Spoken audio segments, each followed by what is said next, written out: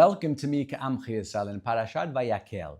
Our pasuk reads, Re'u kara Hashem b'shem Bitzalel ben Uri ben Hur. L'matei Yehuda. Refuah Shalema for couple Dov ben Gittel. See, Borei Olam has designed the name Bitzalel, the son of Uri, the son of Hur of the tribe of Yehuda. That's his designation. And then when appointing Bitzalel to construct the Mishkan, the Torah traces his lineage back to his grandfather Hur. Why? Hazal explained that Hur, the son of Miriam, stood against Am Yisrael as they descended into the chaos of the Egel HaZahav. He tried to stop them, but the people, consumed by hysteria, spiraled into a frenzy. Their judgment was clouded. They turned on him and they killed him. They took his life. From a human perspective, his sacrifice, it seemed futile. He gave his life, yet the Egel was still made and the sin still happened. But from Borei Olam's perspective, no act of Kiddush Hashem is ever lost. Hur's Misirut Nefesh was not in vain. In the next generation, Borei Olam granted his grandson Bitzalel the ultimate privilege of the building of the Mishkan, the very place where Kucho B'richo Shekhinah would rest. The grandson of the man who gave his life trying to prevent the sin was chosen to build the structure that would bring kapara for the very sin. We see this again with Haran, the brother of Avram Avinu. When Nimrod threw Avram into the furnace, he was saved. Haran hesitated. He wasn't a man of deep faith, but he assumed since Avram was saved, he would be saved. He was grossly mistaken and he perished. And yet the Sfat Emet reveals that from Haran descended none other than David HaMelech, and from him will come Melech Moshiach. A single act, a single moment, its impact rippled across generations. And this idea is echoed in a story that my very good friend, Rabbi Ephraim Shapiro, recently shared when we sat together at Torah Masorah Convention.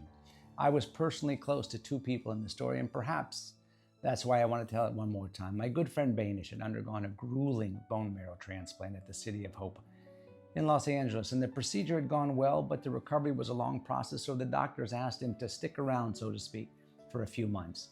Knowing how difficult this journey would be, two close, devoted friends flew from New York to be at his side, and they wanted to give him strength, chizuk, to let him know he wasn't alone.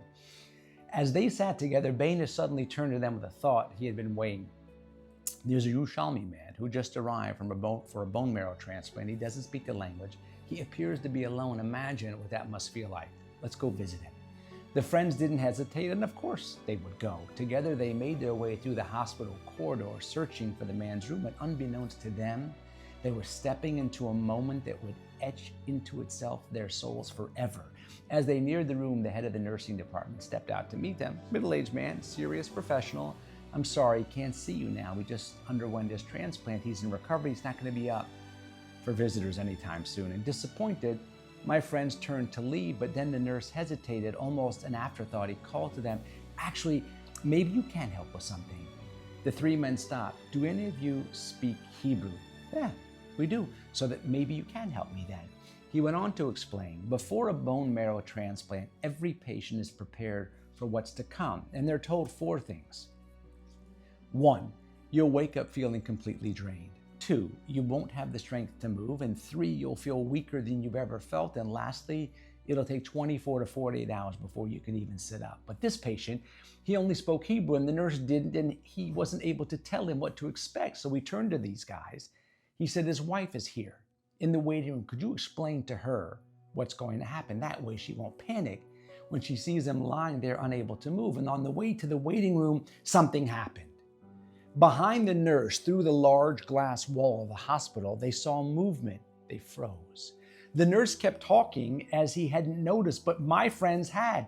Banish's eyes widened. One of my other friends inhaled sharply, while the third friend blinked, trying to process what he was seeing. Behind the nurse, the Yerushalmi patient was stirring.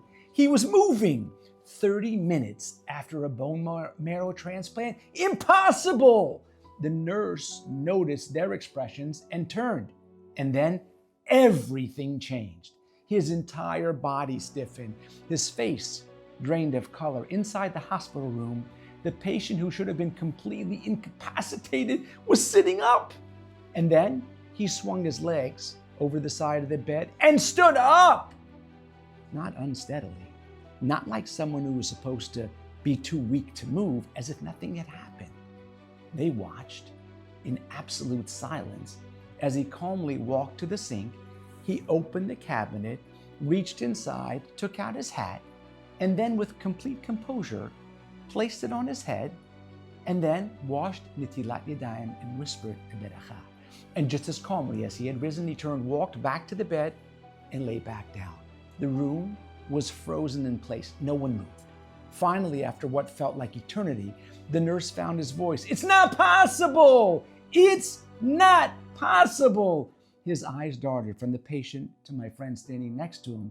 Nobody moves. After the surgery, no one. My close friend Banish turned to him, and what he said next changed everything. Banish says there's two possibilities. Either we just witnessed a medical miracle, or maybe, just maybe, he moved because no one told him that he couldn't. The nurse just stared. Banish continued, "You just explained that every patient is told that they won't have the strength to move. They can't get out of bed, so they believe you. And guess what? They don't even try. But this man, no one told him he couldn't get up. No one placed that limitation in his mind. So he did what everyone else assumes is impossible." The nurse was speechless. Finally, after a long silence, he nodded, his voice almost a whisper. I never meant harm. I only wanted to prepare my patients so they wouldn't be alarmed. But I will never again tell a person what they can't do." Ladies and gentlemen, how many times in life do we assume our actions are insignificant? How often do we tell ourselves, it won't make a difference, it won't change anything because it's beyond my pay grade? But what if it's not true? Hur stood against the Egel Hazah, trying to stop Am Yisrael from disaster. He was murdered. His voice was silenced, and it seemed like his sacrifice was meaningless, but it wasn't. Generations later, his grandson was chosen to build the Mishkan, the very place that would atone for the Chet HaEgel, and the world saw a tragedy. Borei Olam saw the beginning of something far greater. Haran, the brother of Avram Avinu, was thrown into the flames. His convictions were flawed. His faith was imperfect, and he perished. It seemed like his sacrifice was wasted, but it wasn't. From him came David HaMelech. From him will come Melech HaMashiach. A Jew in a hospital bed, unaware of the limits placed upon him, stood up, walked, and defied the impossible, not because he had extraordinary strength, but because no one told him that he couldn't. In these moments, the world was watching, and perhaps at some point in our lives, the world will watch us. We will face moments where the odds are against us, where the reason tells us it's futile, where the voices around us insist that we can't.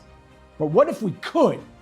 What if the decision we made in that moment is far greater than we realize? What if in the silence of our efforts, in the struggle of our choices, we are writing the next chapter, a story that will outlive us? Because no act of Mesirut Nefesh is ever lost. No moment of standing for what's right ever fades into nothingness.